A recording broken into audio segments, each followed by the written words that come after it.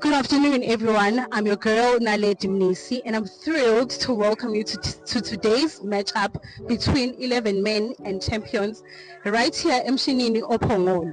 So today marks my first official recording, and what's a better way to begin by covering a heartwarming soccer match on Women's Day.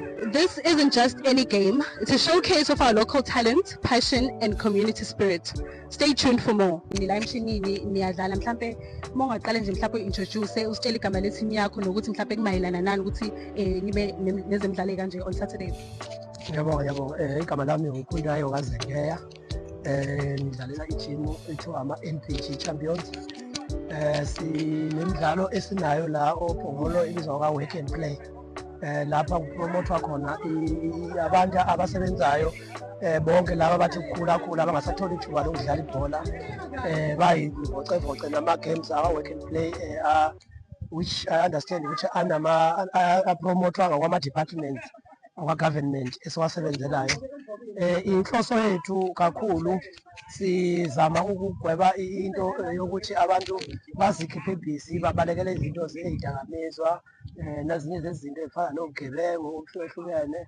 So sizama ukupromotha lokho ukuthi even ku-youth yethu ukuthi bangakhathali babe nezinto abazenzayo emphakathini badlale. Introduce yourself ngegama lethini yakho. Okay, ukhuluma ngolwazi wamakhaya Sibongo odlala i-team la ethiwa 11 men e-FC. Siyabona ukuthi njengoba bendlala khona manje mhlawumbe yini inhloso yezemidlalo ukuthi nidlale on Saturdays? Inhloso yethu sinabadlali vele most yethu sonke nisabadlali abasebenzayo sebenza ngama-department abahlukene, kodwa ngenxa yokuthi sizama ukupromotha ezemidlalo ukuze mhlawumbe most yethu iqhele mhlawumbe ey'ntweni ey'njengedakamizwa nento ingagcina ziba busy into e-wrong, sibe busy nezemidlalo especially on Saturday sizame ukuthi sibe emidlalweni. Okay, mhlawumbe ungakusho nje kubaluleke kakhulu kubantu abasha ukuthi awukwazi ukulahla ithemba edakamizweni, especially uma usaphila.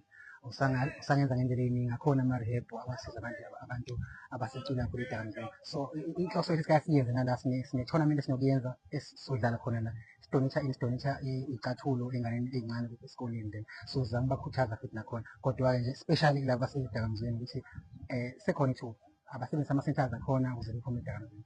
So sesiphetha niwinile noma? Hey, angikuchaza kakhulu kwenzakaleni khona emidlalo but akunankinga sidliwe ngo-2-1 but going to play a second game of which I believe sodlala kangcono kakhulu. Ikuphi enizokwenza ngcono lapho? It's just gonna change ama-strategy sizodlala amanye they were very poor especially in defense because amagoli angenasidingo, so we're going to play a little bit better now. All right, thank you. Siyabonga kakhulu. Siyaphila njani? It's about today nenzakalani why are you here? Namhlanje umdlalo weligi ka-work and play la khona kudlala khona ama-games ka-work and play league wasePhongolo. Abantu u-second round esodlala namhlanje sibhizi ngalo although mhlawumbe kuyi-Women's Day kodwa nje siyadlala kwi-weekend namhlanje. Mhlawumbe yini inhloso ukuthi kube nezemidlalo on Saturdays la?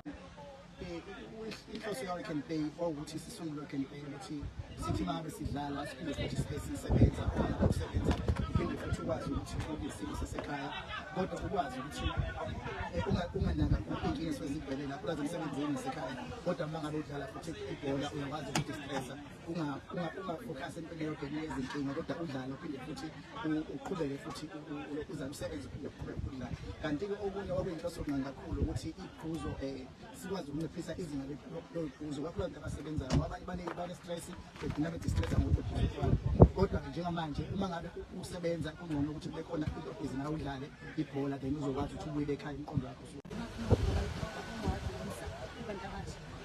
Into engayisho abantu abasha ukuthi indlela eSouth Africa icule ngayo edakamizweni ikhona okwenza ukuthi ikusasa leSouth Africa life, kodwa-ke siyafisa ukuthi abantu abasha beyinikele kakhulu kwezemidlalo kulapho na bezokwazi ukuthi behlise kakhulu ey'nkambeni, ngoba uma ngabe uhambisana neyinkamba ubugebengu futhi buyakhula ngoba umuntu ebona uphuzile kulula isigebengu ukuthi singenelele empilweni yakho sikwenze kalise. So nje ukuthi sihlise kakhulu ey'nkambeni siphinde futhi siqhubeke sifocus kakhulu kwi-sport ngoba i-sport isona sikuhlanganisa nabantu abaningi, lapho nowaziwa khona kangcono futhi nalapho nangenabo futhi ubungozi khona.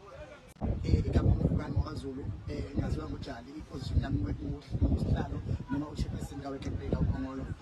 Ngicabanga ukuthi isizini le ngoba isizini sizoyisonga nje isizini yami yesibili le ngingusihlalo nesizini ephelele benohlalo okuhle kakhulu ukuthi nithenge uhlalo ngaphinde futhi iqembu elidlalelayo uHealthy waba ngama-champion okusho ukuthi-ke ngilika njenge-example. Hayi siyabonga.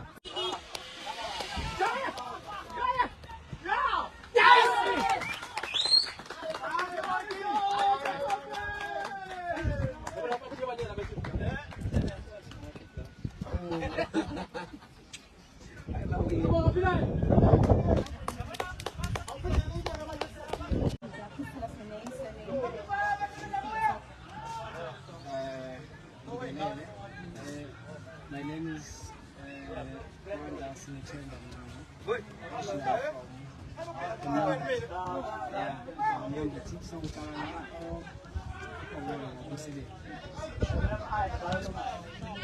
So today's appointment.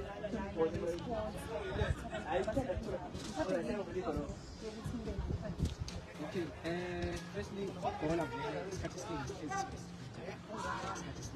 is going to games. We came out. So there are manje imidlalo edlalwayo and then we can play. So league where wonke ama-team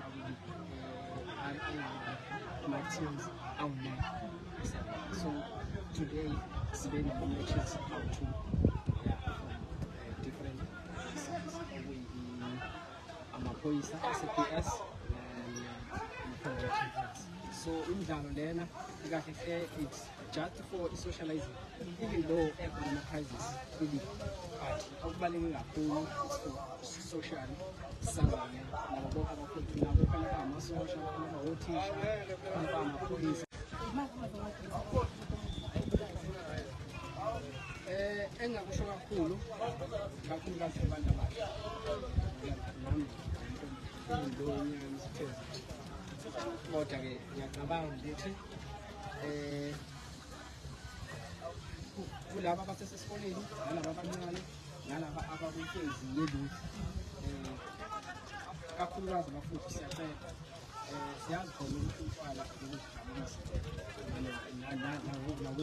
kodwa ngemiphumela yangesikhathi esiningi ayibili so siyacela kakhulu ukuthi ifokhase kakhulu kungaba imfundo nezinye izinto empilweni yakho so siyacela ukuthi at least base kakhulu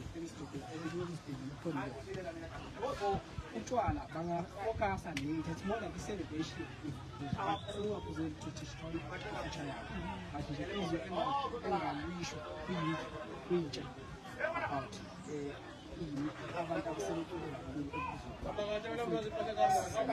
umuntu ombonayo ukuthi akenzi kahle usefokuse kakhulu ezintweni eziwayo I think mina ngumuntu wokuqala ukwazi umcabango ukuthi ngi-encourage ezizinto eziqeqekile so ngaba nje encouragement ukwazi ukusizana ukukhalima